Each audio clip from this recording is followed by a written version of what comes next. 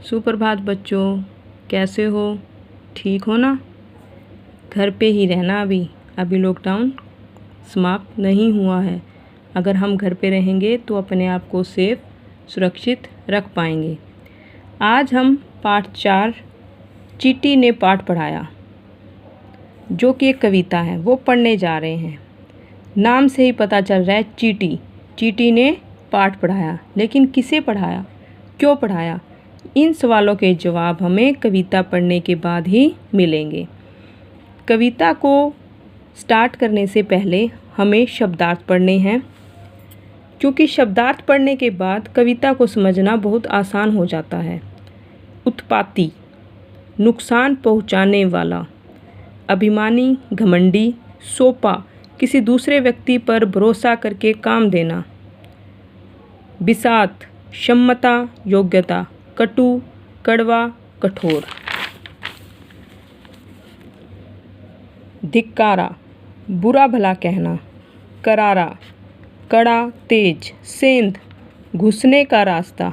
उत्पात, उद्यम, शैतानी। आइए शुरू करें। गप्पू हाथी थे बड़े उत्पाती, वैसे ही थे उनके साथी। ये जंगल में करते थे मनमानी, चलते थे जैसे राजा अभिमानी। जंगल के जानवर थे परेशान, शेर महाराज भी रहते थे हैरान। एक दिन राजा ने सभा बुलाई, वहाँ आए पशुओं को बात बताई। सबक सिखाने का मिलकर करो उपाय, चींटी बोली काम हमें यह सौंपा जाए। तो इन पंक्तियों में क्या बताया गया है? गप्पू हाथी, ये है गप्पू हाथी जो बहुत उत्पाती हैं। उत्पाती का अर्थ हमने क्या पढ़ा था? नुकसान पहुंचाने वाले। ये क्या कर रहे हैं? ये देखिए तस्वीर में उत्पात मचा रहे हैं। बंदर की पूंछ को पकड़ रखा है पीछे से, देख लो। वैसे ही थे उनके साथी, पीछे गप्पू के साथी आ रहे हैं, वो भी उनकी तरह ही हैं। ये जंगल में करते थे मनमानी, मनमानी कर रहे हैं ना अपनी, और ऐसे चल रहे हैं जैसे कि कोई राजा हो। जंगल का राजा कौन होता है? शेर, लेकिन ऐसे लग रहा है कि हाथी ही राजा हैं। जंगल के जानवर थे परेशान, शेर महाराज भी रहते थे हैरान। ये देखो जंगल के जानवरों का क्या हाल कर रखा है गप्पू हाथी ने। महाराज, शेर महाराज भी परेशान हैं, इसलिए उन्होंने क्या किया? जानवरों को बुलाकर उनकी सभा बुलाई। किस लिए सभा बुलाई थी? सबक सिखाने का मिलकर करो उपाय, क्योंकि वो गप्पू हाथी को सबक सिखाना चाहते थे और उन्होंने सभी जानवरों से कहा कि कोई उपाय किया जाए। चींटी बोली काम हमें यह सौंपा जाए, लेकिन चींटी ने, ये देखो चींटी ने अपना हाथ ऊपर कर रखा है, ये देखिए। चींटी ने कहा कि हमें यह काम सौंपा जाए। सौंपा, किसी दूसरे व्यक्ति पर भरोसा करके उसको काम देना, यानी कि चींटी शेर से ये कह रही है कि आप मुझ पे भरोसा कीजिए और मुझे ये काम दे दीजिए। अरे वाह, छोटे मुंह बड़ी बात, देखो रे देखो चींटी की बिसात। चींटी से सही नहीं सही गई कटुवानी, उसने कुछ करने की मन में ठानी। वह अकल के घोड़े दौड़ा रही थी, बुद्धि के चाबुक चला रही थी। चलते चलते वह घर पर आई, अपनी सेना को सारी कथा सुनाई।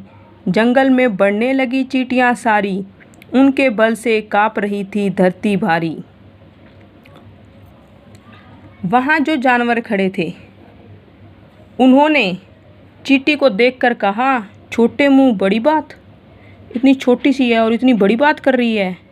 उसने ये कहा, चींटी की क्षमता तो देखो, बिसात, योग्यता देखो, इसकी क्षमता तो देखो। चींटी को यह बात बहुत बुरी लगी। कटु मैंने कड़वी, कठोर, उसे यह बात बहुत कड़वी लगी जब उसे किसी जानवर ने ऐसा कहा। उसने मन में कुछ करने की ठान ली थी। वह अकल के घोड़े दौड़ा रही थी, यानी कि वह मन ही मन सोचने लगी कि अब वह क्या करे। अपने बुद्धि के चाबुक चला रही थी। चलते चलते वह घर पर आई। उसने अपने घर पे वह जब पहुंची तो उसने सभी चींटियों को बुला लिया और चींटियां जंगल में इतनी इकट्ठी होगी कि चींटियों के बल से काँप रही थी धरती भारी। इसमें अतिशयोक्ति अलंकार का प्रयोग किया गया है कि चींटियों का बल इतना हो गया था कि धरती भारी हो गई थी, यानी कि पूरा जंगल जो था चींटियों से भर गया था। अतिशयोक्ति बात को बहुत ज़्यादा बढ़ा चढ़ा कर कहना। वहाँ पहुँच उन्होंने गप्पू को ललकारा, उसकी हरकत पर उसे खूब धिक्कारा। गप्पू बोला, जो भी है सामने आओ, अपना काला मुंह मुझे दिखाओ। यह सुन चींटी ने एक तमाचा मारा, हल्का नहीं वह था बहुत करारा। उसने दमादम गप्पू पर लाते बरसाई, गप्पू रोया पर उसे दया नहीं आई। वहाँ पहुंचकर उसने गप्पू को ललकारा, मतलब जहाँ गप्पू उसे उम्मीद थी चींटी को कि गप्पू मिलेगा, वहाँ वह गई और उसने उसे आवाज़ लगाई। उसकी हरकत पर उसे खूब धिक्कारा, यानी कि जो वो हरकतें कर रहा था, जंगल में शरारतें कर रहा था, जानवरों को परेशान कर रहा था, इसके लिए चींटी ने उसे बुरा भला कहा। गप्पू ने कहा, जो भी है सामने आओ, अपना काला मुंह तो मुझे दिखाओ। यह सुनकर चींटी ने एक तमाचा मारा। ये देखिए, चींटी ने पीछे से उसे एक तमाचा मारा। हल्का नहीं वह था बहुत करारा, करारा मतलब तेज, कड़ा। उसने दमादम गप्पू पर लाते बरसाई। ये देखो, लाते बरसाई जा रही हैं। गप्पू रोया पर उसे दया नहीं आई। किसको दया नहीं आई? चींटी को गप्पू के ऊपर कोई दया नहीं आई। फिर धीमे धीमे सूंड में सेंध लगाई। सेंध का मतलब होता है घुसने का रास्ता। आपने सुना होगा हाथी बहुत बलवान होता है, लेकिन एक चींटी भी अगर उसके नाक में घुस जाए तो उसका क्या हाल करती है। चींटी छोटी सी होती है लेकिन हाथी को बड़ा परेशान कर देती है। डंक मार मार कर उसकी सूंड सुजाई। जैसे ही चींटी उसकी सूंड में घुसी और उसमें डंक मार मार के उसकी सूंड को सुजा दिया हाथी की। गप्पू करता था दर्द से हाय, भैया मुझे चींटी से बचाओ मेरी मैया। बोली, अब नहीं करना जंगल में उत्पात, लगा अड़ंगी गिरा दूंगी अगर किया उत्पात।